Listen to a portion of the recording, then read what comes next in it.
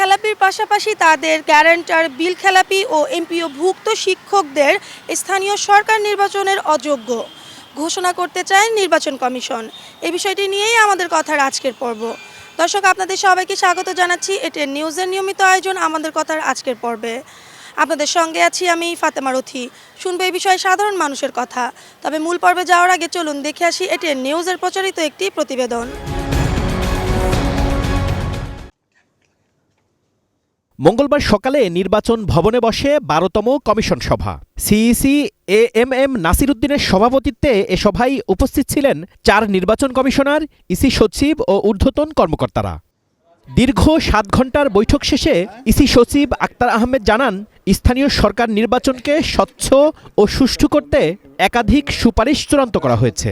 আইন প্রয়োগকারী সংস্থা সবগুলো আইনে এটা সেভাবে নাই, কাজে আমরা মনে করি যে সবগুলো আইনে এটা ইনক্লুড করা উচিত। কমিশন মনে করেন যে না, এদেরকে এমপিওভুক্ত শিক্ষকগণ যেন নির্বাচনে অংশগ্রহণের অযোগ্যতা হয়।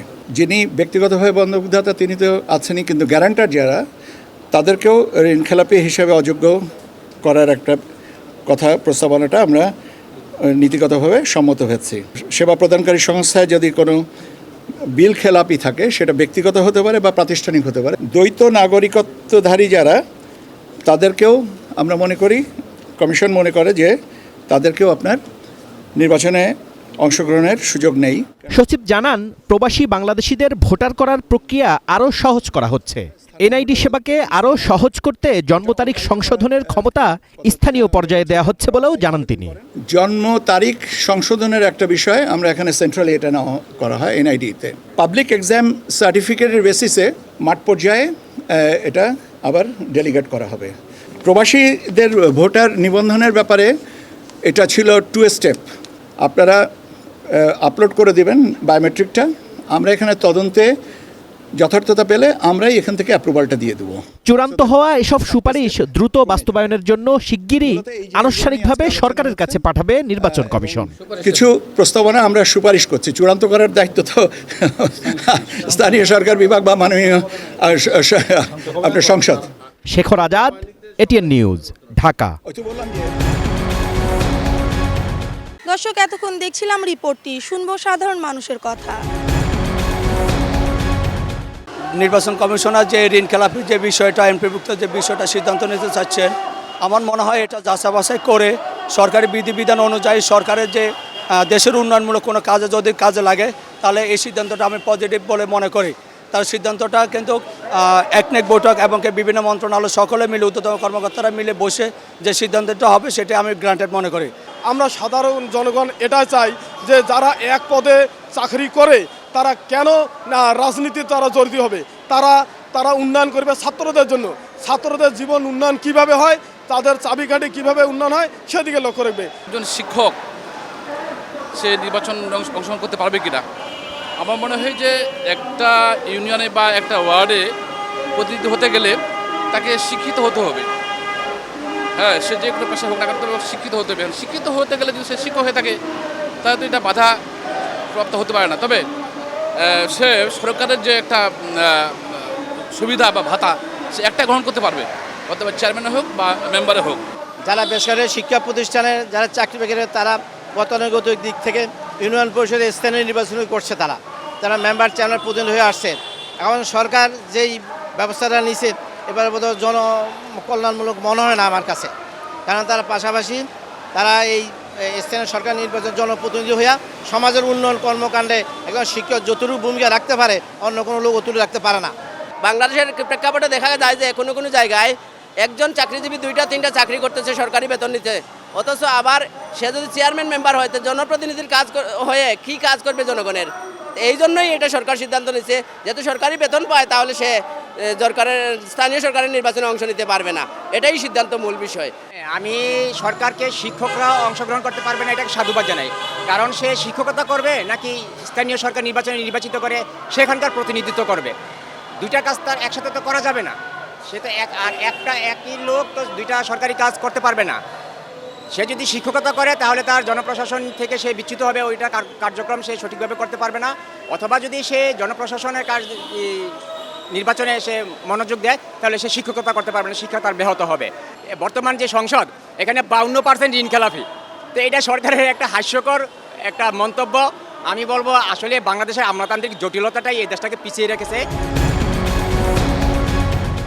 ঋণ খেলাপির পাশাপাশি তাদের গ্যারান্টেড বিল খেলাপি ও এমপিভুক্ত শিক্ষকদেরকে স্থানীয় সরকার নির্বাচনের জন্য অযোগ্য ঘোষণা করতে চায় নির্বাচন কমিশন।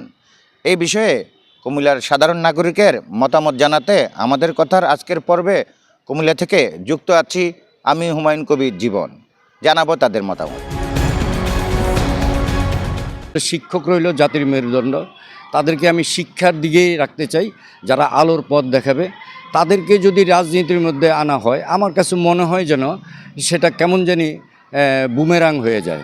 আসলে রাজনীতি করবে রাজনীতিবিদরা, তাদেরকে তাদের জায়গায় থাকবে, আর আমাদের শিক্ষকরা, শিক্ষাগুরুরা থাকবে শিক্ষকের জায়গায়, যারা আমাদেরকে পথ দেখাবে, শিশুদেরকে পথ দেখাবে, তাদেরকে সামনের দিকে এগিয়ে নিয়ে যাবে। আমার ব্যক্তিগত মতামত এটাই আমি মনে করি।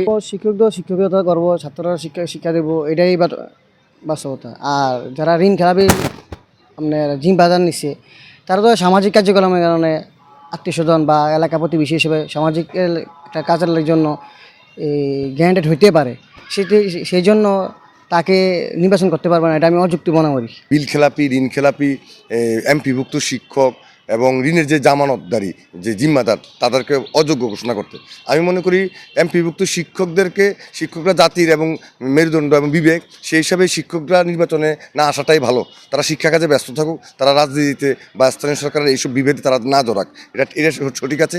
কিন্তু ঋণের যে জিম্মাদার, যে গ্যারান্টার, একজন ঋণ দেওয়ার পরে তার কাছ থেকে ব্যাংক কর্তৃপক্ষ বা যেই আর্থিক প্রতিষ্ঠানগুলো যথাযথভাবে কিন্তু এই জামানত হিসাবে সম্পদ মর্গেজ নেয়, সেক্ষেত্রে জিম্মাদারকে এই অযোগ্য ঘোষণা করার পক্ষে আমি দ্বিমত পোষণ করছি।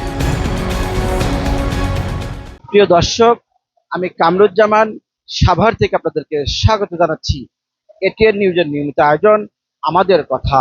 আজকে আমরা জানবো ঋণ খেলাপির পাশাপাশি তাদের গ্রান্টার ও বিল খিলাপি এবং এমপিওভুক্ত শিক্ষকদের স্থানীয় সরকার নির্বাচনের জন্য অযোগ্য ঘোষণা করতে চায় নির্বাচন কমিশন।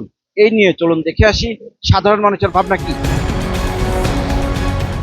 ঋণ খেলাপি যে এটা ঠিক আছে, কিন্তু ঋণ খেলাপির আবার যারা হয়েছে, গ্রান্টার হয়েছে, তাদেরকে বাদ দেওয়াটা এটা একটা আমার কাছে এটা কেমন যেন মনে হয়। অনেকেই তো পারে না, একা ওনার সহযোগিতা নিচ্ছে, উনি কি দুষ্টা করছে, ওনার ঋণের ব্যাপারে উনি একটু সহযোগিতা করছে বা উনিই তো ঋণটা দিব, গ্রান্টার তো আর ঋণটা দেওয়ার কথা না। আমার মনে হয় যে গ্রান্টারের উপরে এটা করাটা আমি মনে করি যে ঠিক হবে কিনা জানি না। মানুষের কাছে যান, আপনি বলেন যে আমি ক্যান্ডিডেট, আমি ইলেকশন করতে চাই, তারপরে ভালো। কিন্তু আপনি চাকরি থেকে রিটায়ারমেন্ট করে ওই বছরই ইলেকশন করবেন, এটা তো হতে পারে। এই নিয়মগুলা কিন্তু আজকে এটা জনগণের দাবি, এটা খালি সরকার নির্বাচন কমিশন কেন করছে? জনগণ মনে করছে একজন ক্লিন ম্যান, ভালো মানুষ, যোগ্য মানুষ, আইনের প্রতি শ্রদ্ধাশীল, যার নামে কোনো কমপ্লেন নেই, সেই লোক তৃণমূলের রাজনীতিতে আসুক, জাতীয় রাজনীতিতে আসুক। সেই প্রেক্ষাপটে নিয়মগুলা করা হয়েছে। একজন শিক্ষক, আপনি শিক্ষকতা করছেন, করে এখনই আপনি সারাদিন কেন আপনি চাকরি ছেড়ে আস্তে আস্তে রাজনীতিতে আসেন না, সমস্যা নেই। আপনি অধ্যক্ষ, আপনি প্রধান শিক্ষক, আপনি এখনই নির্বাচনে নেমে পড়লেন, আপনি এটা একটা ক্ষমতা মিসইউজ করছেন। সেই কারণে নিয়মগুলা করা হয়েছে। আমি মনে করি নির্বাচন কমিশন যে নিয়ম যখন করবে, যে নির্বাচনের আগে, সেটা হুবহু মানতে হবে। এটা দলের ব্যাপার না, এটা রাষ্ট্রের ব্যাপার, এটা প্রতিষ্ঠানের ব্যাপার। দর্শক, এতক্ষণ শুনছিলাম সাধারণ মানুষের কথা, সেই সঙ্গে শেষ হয়ে গেল আমাদের কথার আজকের পর্ব। আবারও দেখা হবে নতুন কোনো বিষয় নিয়ে, নতুন কোনো জায়গায়। সেই সঙ্গে সবাই ভালো থাকবেন, সুস্থ থাকবেন, চোখ রাখবেন এটিএন নিউজের পর্দায়।